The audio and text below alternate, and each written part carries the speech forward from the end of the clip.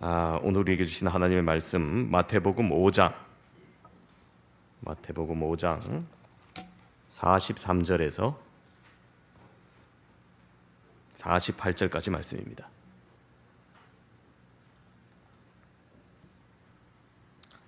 마태복음 5장 43절에서 48절까지. 제가 봉독하도록 하겠습니다. 또 내 이웃을 사랑하고 내 원수를 미워하라 하였다는 것을 너희가 들었으나 나는 너희에게 이르노니 너희 원수를 사랑하며 너희를 박해하는 자를 위하여 기도하라. 이같이 한즉 하늘에 계신 너희 아버지의 아들이 되리니 이는 하나님이 그 해를 악인과 선인에게 비추시며 비를 의로운 자와 불의한 자에게 내려주심이라. 너희가 너희를 사랑하는 자를 사랑하며 무슨 상이 있으리요? 세리도 이같이 아니하느냐? 또 너희가 너희 형제에게만 무난하면 남보다 더한 것이 무엇이냐? 이방인들도 이같이 아니하느냐?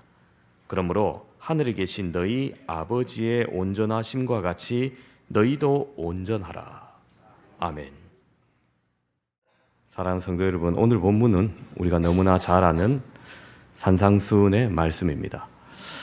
흔히 산상수훈 하면은 이제 심령이 가난한 자는 복이 있나니로 시작하는 팔복에 대한 말씀으로만 아시는 분이 있습니다. 근데 팔복을 시작으로 해서 그날 그 산에서 하신 모든 말씀이 사실 산상수훈입니다. 예수님은 이 말씀에서 제자들에게 마지막 절정과도 같은 도전을 오늘 우리에게 주십니다. 너희 아버지의 온전하심 같이 너희도 온전하라. 여러분, 이 말씀을 들을 때 어떤 생각이 드십니까? 막 부담이 밀려오고, 이게 가능한 일인가? 혹 생각이 들지는 않으십니까? 사람이 어떻게 하나님처럼 온전할 수 있을까? 이건 불가능한 말씀 아닌가? 저도 이 말씀을 처음 들었던 고등학교 때 굉장히 충격으로 다가왔습니다. 이거 어떻게 할 수 있지? 어떻게 가능하지? 결론부터 말하자면 여러분, 우리 주 예수 그리스도 외에는 불가능한 일입니다. 그렇습니다. 여러분, 인간 스스로의 힘으로는 결코 하나님의 온전함에 이를 수 없습니다. 그러나 여러분, 주님은 우리에게 불가능한 명령을 주신 것이 아니라 예수 그리스도를 통해서 가능해지는 새로운 삶의 길을 보여주시는 겁니다. 오늘 이 말씀을 우리가 더욱더 깊이 함께 살펴보면서 온전함의 의미와 또 우리가 그 길을 어떻게 걸어갈 수 있는지 나누면서 함께 은혜 받고자 합니다.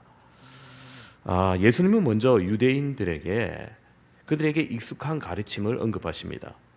43절을 보시면은 또 내 이웃을 사랑하고 내 원수를 미워하라 하였다는 것을 너희가 들었으나. 자, 여러분, 이 말씀은 구약 율법의 참뜻을 왜곡한 당시 유대인의 전통이었습니다. 여러분, 실제로 구약 성경을 아무리 찾아봐도 여러분, 내 원수를 미워하라는 말이 있을까요, 없을까요? 네, 없습니다. 레위기 19장 18절에 이렇게 얘기했습니다. 내 이웃을 사랑하라 했지만은 원수를 미워하라는 말씀은 율법에 없어요. 그러나 사람들이 이웃이면은 내 민족 내 편이다, 이렇게 좁게 해석해서 자연스럽게 원수는 미워해도 된다, 이렇게 생각하고 가르쳤던 겁니다. 그래서 당시 유대인들은 자연스럽게 그것이 가능하다고 생각합니다. 그들은 미워할 대상을 찾고 저주하고 경멸했습니다. 지배자 로마인들을, 하나님의 선택을 받지 않은 이방인들을, 순수하지 않은 혈통을 지닌 사마리아인들을 그렇게 멸시하고 미워했던 겁니다. 그렇게 해도 된다고 생각했기 때문입니다. 그러나 예수님은 전혀 다른 길을 제시하십니다. 44절에 나는 너희에게 이르노니 너희 원수를 사랑하며 너희를 박해하는 자를 위하여 기도하라. 여러분, 그 이유가 무엇일까요? 45절에 이렇게 밝힙니다. 하나님이 그 해를 악인과 선인에게 비추시며 비를 의로운 자와 불의한 자에게 내려주심이라. 그렇기 때문입니다. 여러분, 하나님께서 악인과 선인에게 같이 은혜를 내려주시기 때문에 우리가 하나님의 아들 된 자라면 그렇게 하라는 겁니다. 그리고 마지막 결론에서 이렇게 말씀하시죠. 그러므로 하늘에 계신 너희 아버지의 온전하심과 같이 너희도 온전하라. 자, 여러분, 여기서 하나님은 우리에게 어떻게 소개하고 있습니까? 하늘에 계신 너희 아버지, 그렇게 소개하죠. 네, 하나님은 온전하시죠. 그런데 그 하나님을 무엇으로 말씀하십니까? 너희 아버지라고 소개하는 겁니다. 여러분, 아버지라는 말이 주는 느낌이 무엇입니까? 어제 오랜만에 제가 캄보디아에 있는 아이에게 페이스북 메신저로 뭐 잘 지내냐 물어봤습니다. 뭐 영어로 왔다 갔다 하는데, 예전에 찬양 인도를 너무 잘해서 양변출 장로님이 한국으로 데려오고 싶다던 그 아이입니다. 그 아이가 대답하기를 Yes, Dad 였어요. 그러면서 어제 동생이 태어났는데 산모가 나이가 많아서 자연분만이 힘들어서 제왕절개를 해서 병원에 누워있다고 걱정하길래 내가 너무 염려하지 말라고, 함께 하나님께 기도하자고, 금방 회복될 거라고 위로해 주었습니다. 제가 그 아이를 2살 때부터 쭉 지켜봤는데 어제 처음으로 저를 목사님 된 패스터가 아니고 내더라고 그러더라고요. 뭔가 뭉클했어요. 얘가 갑자기 나를 아빠라고 이제 부르면서. 여러분, 아버지라는 말이 굉장히 친근하면서도 뭔가 다른 힘이 있습니다. 그런데 그 온전하신 하나님을 너희 아버지라고 말씀하신다는 거예요.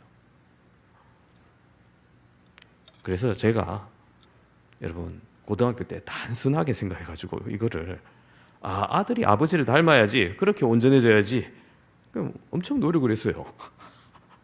고등학교 때 청년 때 차도 사람도 없는 거리에서 신호등 막 철저하게 지키고, 뭐 샴푸가 뭐 환경오염에 안 좋다 해서 환경이 나빠지는 차라리 내 머리가 결이 나빠지는 게 낫겠다면서 비누로 막 머리 감고, 뭐 최대한 뭐 학교 질서 이런 거 뭐 지키고 최대한 규칙적으로 생활하려고 하고, 하루도 빠짐없이 귀갓길에 성전에 들려서 기도하고, 막 그렇게 도덕적인 혹은 뭐 성실한 삶이 하나님의 온전함이심인 줄 알았어요. 그런데 그게 아닙니다. 예. 물론 그런 생활이 필요 없다는 건 아닙니다만, 여기서 온전하다는 것은 무슨 뜻일까요?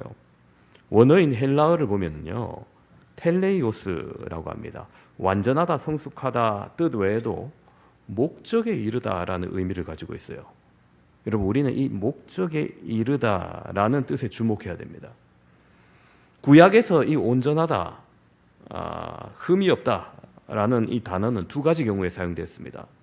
첫 번째는 성전에서 제물을 바칠 때 제사를 드리기 원하는 사람이 제물될 양을 가지고 가죠. 근데 제물을 바치면서 그 1년 된 숫소를 드리는데, 이때 율법의 규정에 의해서 흠 없는 걸 가져가야 돼요. 쉽게 얘기해서 병에 걸리지 않아야 되고요, 뭐 다른 짐승에 의해서 물린 자국이 없어야 되고요, 뭐 넘어지거나 어디에 부딪혀서 찢기거나 상한 상처가 없어야 됩니다. 레위인이 제사를 드리러 가지고 온 그 양을 꼼꼼히 확인하고 이런 규정에 맞게 절차를 거쳐서 그걸 보고 흠 없는 제물이라 평가하면 그제서야 그것을 제물로 드릴 수 있는 겁니다. 2번째 경우는 더 확인하기 쉬워요. 뭐냐면은 사람을 두고 흠 없다 얘기할 때가 있습니다. 언제냐? 남자가 20살 되었을 때 흠 없는 나이라고 얘기합니다. 고대 근동 사회에서는 20살 된다는 것은 전쟁에 나갈 수 있는 나이를 의미합니다. 이제 성인으로서 한 명의 전사로서 완전한 노릇을 할 수 있는 나이를 흠 없는 나이로 가요.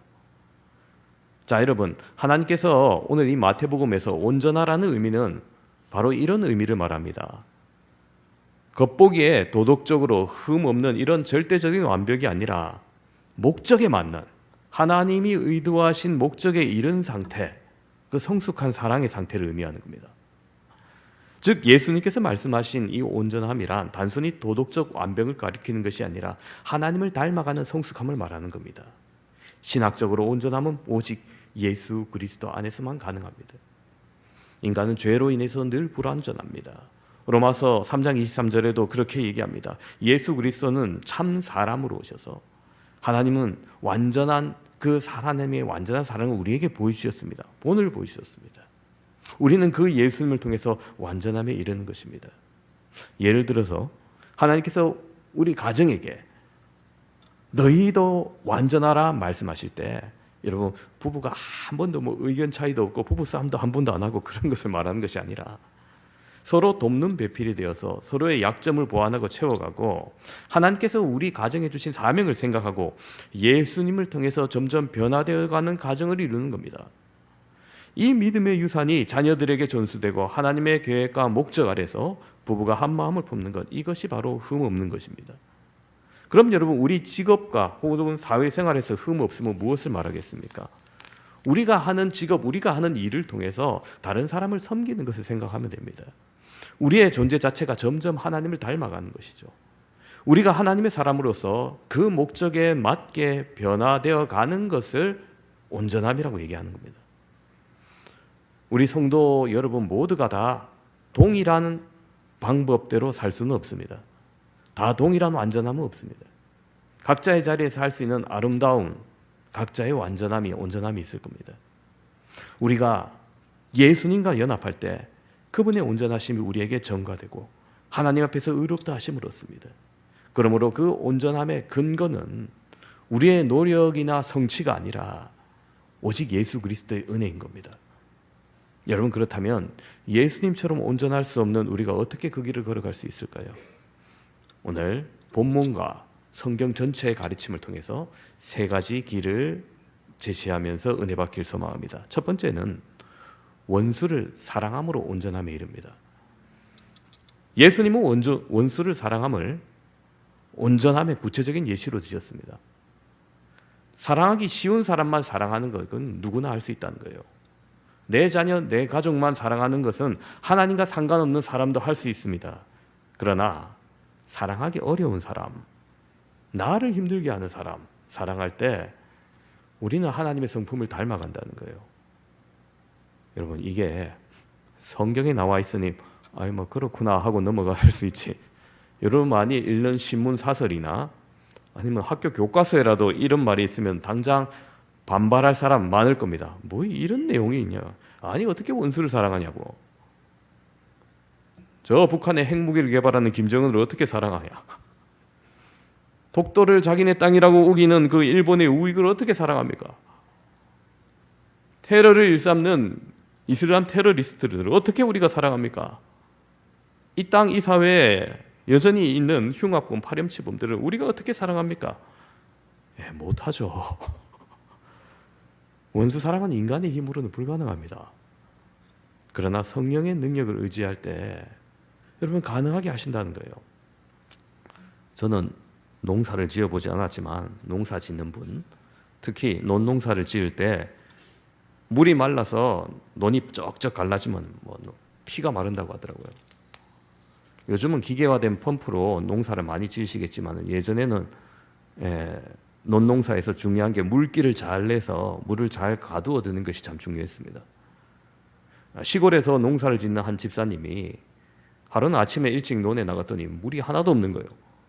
분명히 어젯밤까지 물이 가득 있었는데 이게 왜 없지 하고 깜짝 놀라서 삽을 들고 물기를 다시 내고 물을 넣은 다음에 다시 흙을 정비해서 물을 가두어 둡니다. 그렇게 땀을 흘려 아침부터 정비를 하고 난 다음에 며칠이 지나고 또 동일한 일이 발생하는 거예요. 대체 왜 이런가 싶어가지고 하루는 숨어서 지켜봅니다. 그랬더니 아랫논 주인이 물대기 귀찮으니까 바로 위에 흙두덩이를 터뜨려가지고 손쉽게 자기 논으로 물을 쭉 뺀 거예요. 그 장면을 보니까 머리 끝까지 화가 치밀어 오릅니다. 뛰쳐나가서 어떻게 그럴 수 있냐면서 언성을 높이고 싸움이 나고, 여러분 누가 봐도 너무 얌체 짓을 했잖아요. 근데 돌아와서 교회와 예배를 드리는데 하필이면 오늘 이 본문이면 원수를 사랑하라. 기도하다가 하나님 이거 제가 어떻게 사랑합니까 이거. 근데 그 집사님이 새벽마다 논에 가기 전에 교회에 들려 기도하면서 결국 이렇게 고백을 하는 겁니다. 하나님, 제 마음에는 밉지만 그 사람도 제 논에 내리는 비를 함께 받아야 살아가는 사람이니까 그 집에도 은혜의 비를 내려주옵소서. 그리고는 자기 논에 물을 채우기 전에 그 논에 먼저 물을 다 채워주고 자기 논에 물을 채우기 시작합니다. 그게 하루도 아니고 이틀도 아니고 계속 그러다 보니 아랫집 사람도 이제 미안해가지고 죄송하다고, 이제는 그럴 필요 없다고 내가 하겠다고 말합니다. 그렇게 관계가 회복되고 당신이 믿는 하나님이 정말 계신 것 같다고 그렇게 교회에 나오게 됩니다. 여러분, 이런 것이 바로 우리의 힘으로 할 수 없지만 성령의 능력으로 가능하게 하는 겁니다. 미워할 만한 사람도 불의한 자에게도 비를 내리시는 하나님, 저들도 주님의 은혜가 필요한 사람임을 깨달을 때 그 은혜를 아버지 아들인 우리가 주님 그렇게 나눠주겠습니다. 성령이 주시는 그 마음을 먹을 때 우리가 변하게 되는 것입니다. 두 번째로 기도를 통해서 온전함에 이릅니다. 44절에 예수님은 너희를 박해하는 자를 위하여 기도하라 하십니다. 여러분, 기도는 단지 기적을 바라는 것이 아닙니다. 내 마음을 달래고 원풀이 살풀이 하는 것도 아닙니다. 하나님의 마음을 배우는 통로입니다. 감히 내가 생각할 수 없던 것, 도저히 도달할 수 없던 그 생각에 하나님의 마음을 깨닫게 하시고 다르게 바라보게 하시는 거예요. 예수님께서 산상수훈 설교를 하실 때 여러분, 그때 군중들이 누구였겠습니까? 네, 대부분 갈릴리 사람들입니다. 지금 이스라엘에 가면은 세워져 있는 갈릴리 호수가 내다 보이는 언덕에 팔복 교회를 세워두었습니다. 우리 사진을 보여주시면요, 2023년도인가 우리 교회에서 다 같이 성지순례 갔을 때 찍었던 단체 사진인데, 이 팔복 교회 앞입니다. 굉장히 아름답죠. 이 이탈리아 건축가가 설계하고 지었다는데 안에 들어가 보면은 좀 아담합니다. 다음 사진 보여주시면은 아담하고 층고가 높아요. 그래서 울림이 굉장히 좋아요. 한국 성도들이 갔다 하면은 여기서 뭘 하냐? 찬양을 부릅니다. 어떤 찬양이냐면 팔복 심령이 가난한 자는 전부 다 불러요. 그래서 여기 있는 수녀님들이나 신부님들이 그러려니 합니다. 한국 성도들은 항상 저거 부르는구나. 예. 우리도 불렀는데 한 10명 불렀는데 무슨 한 30명 부르는데 다시 울리는. 여러분, 그 아름다운 이거 다음 페이지 넘겨주시면은 저리 청고가 높아요. 저렇게 울림이 좋아요. 그리고 다음 장 보여주시면은 밖에 나오면은 이렇게 정원디 아름답고요. 다음 사진 보여주시면 갈릴리가 쫙 전경이 내다 보이는 겁니다. 다음 사진 보여주시면은 영어로 돼 있는데 심령이 가난한 자는 복이 있나니 천국이 그들의 것이며, 그의 말씀이에요. 예수님께서 아마 이 자리에 서서 말씀하셨을 것이다. 세워놓은 비석 같은데, 그렇습니다. 저렇게 아름다운 곳에서 여러분, 예수님께서 군중들을 향해서 설교를 하셨는데, 저렇게 아름다운 곳이니까 그 아름다움에 어울릴 만한 사람들만 들었느냐? 아닙니다. 여러분, 그 시대에 뛰어난 사람들, 돈 많은 사람들, 많이 배운 엘리트들 아니었어요. 하지만 그들을 향해서 예수님이 말씀하십니다. 너희가 세상의 빛이다. 너희가 소금이다. 말씀하십니다. 여러분, 누가 하나님 앞에서 완전해질 수 있을까요? 내 연약함을 알지만 하나님의 사랑을 믿고 그 사랑 앞에 나아가려는 자가 완전해진다는 거예요. 우리는 자주 사람을 보고 습관적으로 좀 분류하려고 합니다. 저 사람은 똑똑한 사람, 저 사람은 좀 많이 가진 사람, 저 사람은 좀 교양 있는 사람. 근데 여러분, 하나님의 입장에서 바라볼 때는 그렇게 보실까요? 아닐 겁니다. 하나님의 입장에서 볼 때는 다 똑같습니다. 그냥 놔두면 다 죽을 운명, 스스로 구원할 수 없는 무능한 자들입니다. 그런 우리를 구원하시고 이 변화의 길을 걸어가게 하신다는 거예요. 우리 집사람이 이번 주에 그런 얘기를 하던데, 지금은 안 다닙니다만 우리 동네에 다니던 학원 선생님이 아이들에게 그런 말을 했다는 거예요. 교회에 다니는 아이들은 학업에서 최고 클래스가 될 수 없다는 거예요. 교회 가는 시간, 예배 드리는 시간, 결국에는 나중에 공부의 양의 차이가 나고, 좀 상위권에는 들 수 있을지 모르겠지만 최고 클래스는 될 수 없다는 거예요. 그 옛날 학력고사 시대는 역전이란 게 있지 않습니까? 1학년 때 좀 못하더라도 3학년 때 막 역전해가지고 학력고사 성적 쫙 올리면은 좋은 대학 가려고 그랬는데, 여러분, 지금은 그게 안 통하는 시대입니다. 왜냐하면 1학년 때 성적, 2학년 때 성적, 3학년 1학기 때 성적까지만 딱 모아가지고 수시 지원을 해요. 정시도 있지 않습니까? 근데 수시가 훨씬 더 많아요. 그러면 여러분 아이들이 학기 중에 과목마다 수행 평가 치고 뭐 특히 월요일 날 수행 평가 치면은 주일 날 뭐 학원에 아이들이 가서 철저히 대비하는 게 아무래도 유리하겠죠. 그러다 보니 학원 선생님이 뭐 어떻게든 뭐 좀 좋은 대학 보내고 싶고 이 동네에서 최고 명문대 보내는 게 어렵고 그러다 보니까 하신 말씀인 것 같긴 한데 맞는 말이긴 한데 듣기에 좀 기분 나쁘죠. 예.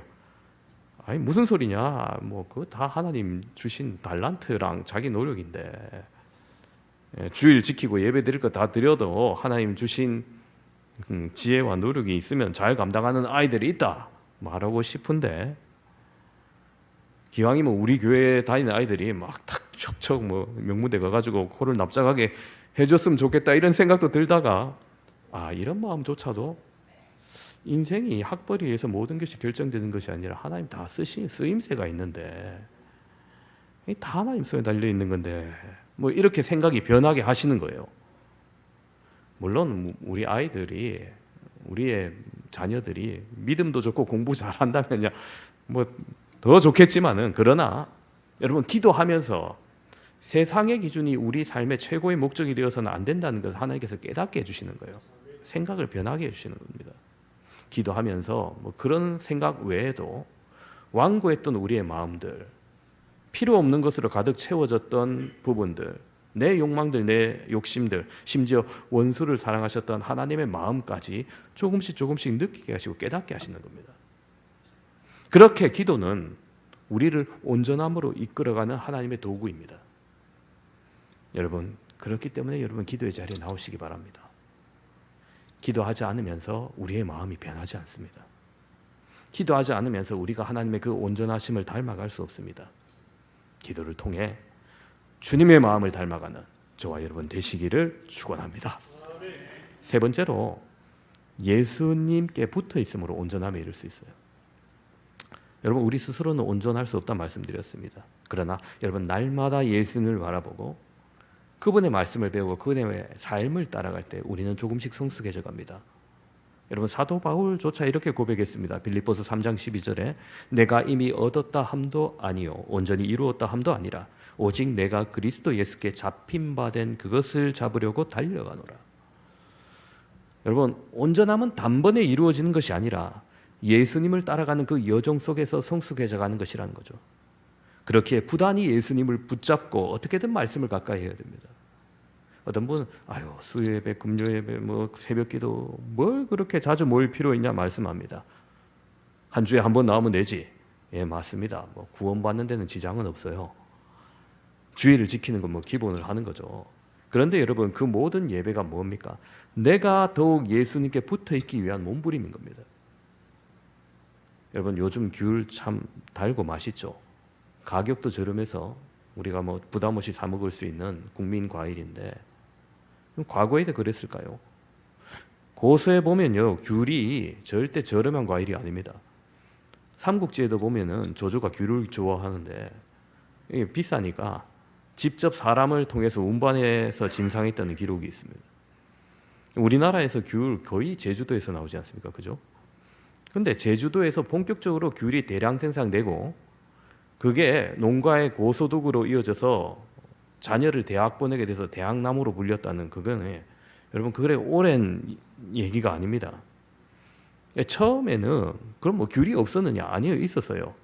근데 현대적 귤의 본격적인 생산은 이 제주 지역 중에 효돈이라는 지역이 최초입니다.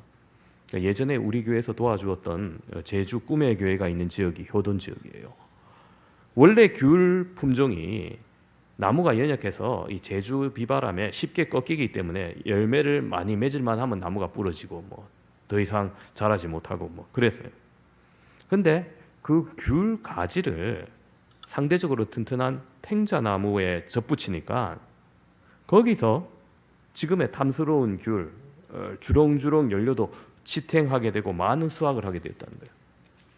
그래서 지금 여러분 드시는 귤은 전부 다 탱자나무에서 뽑아 올려가지고 많이 수확되는 귤입니다. 근데 여러분 탱자 먹어보셨죠? 조그맣고 양도 별로 없고 먹을 것도 없지 않습니까? 게다가 그거 따려고 다가가면 가시도 있어가지고 가시에 찔리면 굉장히 아픕니다. 접근도 어렵습니다. 근데 그 탱자나무가 귤의 젖붙임을 받을 때 놀라운 변화를 일으키는 거죠. 여러분, 우리도 마찬가지입니다. 우리는 좋은 열매 맺지 못하는 성품입니다. 죄성을 가진 인간입니다. 하지만 예수님의 젖붙임을 받게 될 때 가시가 돋고 좋지 않은 열매를 맺던 우리가 달고 풍성한 열매를 맺는 인생이 된다는 겁니다. 예수님께서 말씀하십니다. 요한복음 15장 4절에 내 안에 거하라 나도 너희 안에 거하리라. 가지가 포도나무에 붙어있지 아니하면 스스로 열매를 맺을 수 없음 같이 너희도 내 안에 있지 아니하면 그러하리라. 여러분, 그렇습니다. 우리가 예수님께 붙어 있으므로 생명을 공급받고 예수님을 닮아가는 열매를 맺는 저와 여러분 되시기를 축원합니다. 오늘 말씀을 정리합니다. 함께 예배드리는 사랑하는 성도 여러분, 예수님은 우리에게 아버지께서 너희 하늘 아버지께서 온전하신 것 같이 너희도 온전하라 말씀하셨습니다. 여러분, 이 말씀은 불가능한 요구가 아니라 예수 그리스도 안에서 이미 우리에게 주어진 은혜이며 성령 안에서 날마다 자라야 할 소명인 것입니다. 온전함은 예수님만 이룰 수 있는 완전한 사랑입니다. 그러나 우리가 그분을 따르는 사람으로 살아갈 때 우리도 원수를 사랑하게 되고 기도함으로 우리가 변화되고 예수님께 붙어 있어서 날마다 주님을 닮아가면서 하나님 아버지의 성품으로 변화될 수 있습니다. 내 삶이 지금 여전히 자기 중심적인 사랑에 머물러 있습니까? 더욱 예수님을 닮아가는 이 성숙의 길을 걸어가시는 저와 여러분 되시기를 주님의 이름으로 축원합니다. 기도합니다. 하나님 은혜를 감사합니다. 오늘 우리에게 주신 말씀을 통하여서 참으로 이 주님께서 열어놓으신 이 온전한 길을 가길 소망합니다. 부족하고 연약한 자가 가시 돋고 좋은 열매 맺지 못하는 우리가 주님께서 보여주신 그 놀라운 길로 걸어갈 때, 성령께서 들려주시는 그 음성을 걸어갈 때, 기도하며 주님께 아뢰며 말씀 가운데 걸어갈 때 우리가 더욱더 온전해질 수 있음을 바라봅니다. 아버지 하나님, 우리가 그 길을 걸어가게 해주시고 함께 해주시고 능력의 손길로 우리를 이끌어 주시옵소서. 감사합니다. 예수님 이름으로 기도드립니다. 아멘.